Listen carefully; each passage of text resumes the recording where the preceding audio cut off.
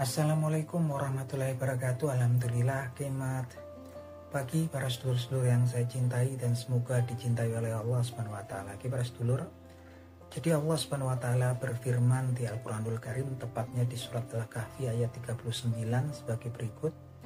Bismillahirrahmanirrahim. Laula its takhalta janataka qulta masyaallah wala quwata illa billah. Intaroni ana aqala minka mala wa walad, yang artinya sebagai berikut. Mengapa ketika engkau memasuki kebunmu dan engkau kagum dengan apa yang ada dalam kebunmu, engkau tidak mengucapkan Masya Allah, semua ini terjadi atas izinnya Allah Subhanahu wa taala. Wala quwata illa billah, dan gak ada kekuatan pun di dunia ini kecuali pertolongan dari Allah Subhanahu wa taala.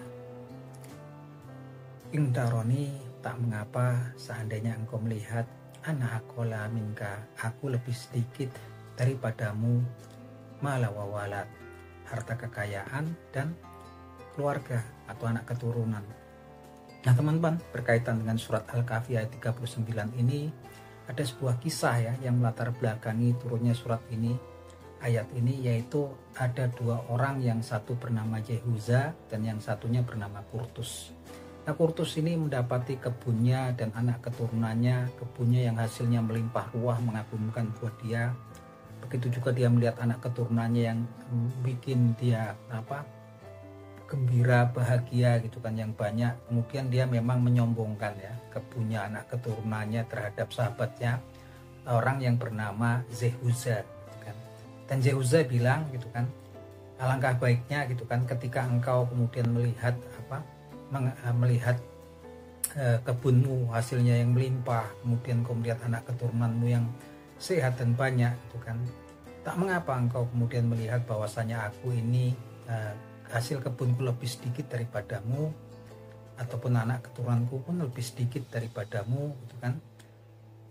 Tapi sungguhnya engkau seharusnya mengucapkan kalimat bahwa Masya Allah, bahwasanya itu semua terjadi atas izinnya Allah Subhanahu wa taala. Wala quwata illa billah, dan tiada pertolongan, tiada kekuatan selain pertolongannya Allah Subhanahu wa taala. Yang kalimat ini sebenarnya merupakan wujud daripada pengakuan kita ya, bahwasanya kita nggak berdaya di hadapan Allah Subhanahu wa taala, dan apa yang terjadi pada kita, pada harta kita ataupun keluarga kita, itu semuanya atas kehendak dan izinnya Allah Subhanahu wa taala, dan nggak ada kekuatan pun di muka bumi ini, di dunia ini, melainkan pertolongannya dari Allah Subhanahu wa taala. Tapi kemudian si Kurtus ini memang kemudian nggak mengindahkan, nggak nganggep omongannya si Yehuza ini ya, sampai kemudian dia tetap ya menyombongkan gitu kan, tentang harta kekayaan dan anak keturunannya berupa kebunnya dan anak keturunan yang banyak, hingga kemudian suatu masa Allah Subhanahu wa taala menurunkan azabnya pada si Kurtus ini, yang mana kemudian dia memasuki kebunnya, dia kemudian melihat bahwasanya kebunnya udah terbakar, hangus ya, habis sama sekali, dan dia kemudian baru menyadari kesalahannya, baru menyadari apa yang kemudian diucapkan oleh sahabatnya si Yehuza, dan dia menyesali ya sambil bolak-balikkan tangannya gitu kan. Seandainya aku dulu mengikuti apa yang dikatakan oleh Yehuza, tentu ini nggak akan terjadi gitu kan.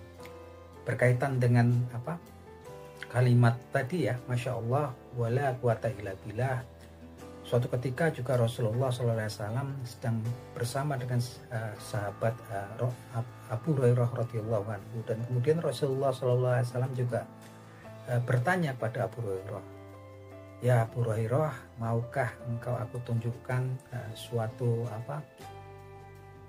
harta karun ya, perbendaharaan daripada surga yang ada di bawah arsinya Allah Subhanahu wa taala. Dan kemudian Abu Hurairah ini kemudian berkata, ya aku mau ya Rasulullah, ucapkanlah di perbendaharaan daripada surga itu yang ada di bawahnya arsy adalah kalimat la quwata illa billah, kalimat tiada daya kekuatan melainkan pertolongan dari Allah Subhanahu wa taala. Dan di hadis yang lain Rasulullah SAW juga menjelaskan bahwasanya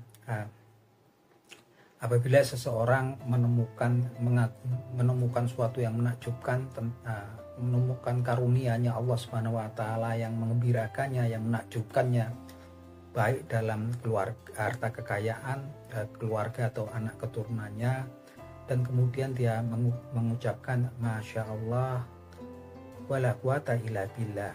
Ini semua terjadi atas izinnya Allah dan tiada daya kekuatan melainkan pertolongan dari Allah Subhanahu wa taala. Maka menurut Rasulullah SAW, orang tersebut, hamba tersebut yang mengucapkan kalimat tersebut ketika melihat hal yang menakjubkan pada harta kekayaan, keluarga dan anak keturunannya, maka dia akan dihindarkan oleh Allah dari bencana sampai hari kematiannya kelak.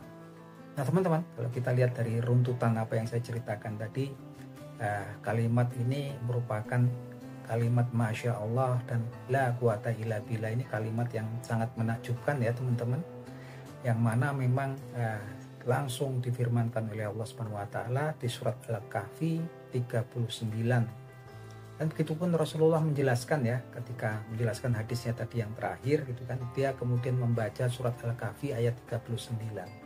Artinya dua kalimat, yang satu Masya Allah, yang satunya lagi la quwata illa billah. Ini suatu kalimat yang luar biasa dan sampai diberitakan oleh Rasulullah SAW merupakan perbendaharaan surganya Allah Subhanahu wa taala yang letaknya di bawah arsinya Allah Subhanahu wa taala.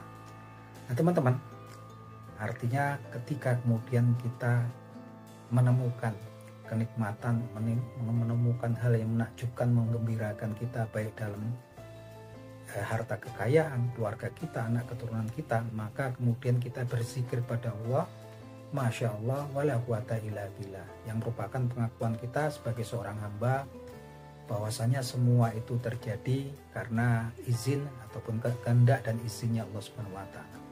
Dan segala sesuatu itu gak ada kecuali karena pertolongan dan kekuatannya Allah Subhanahu wa taala.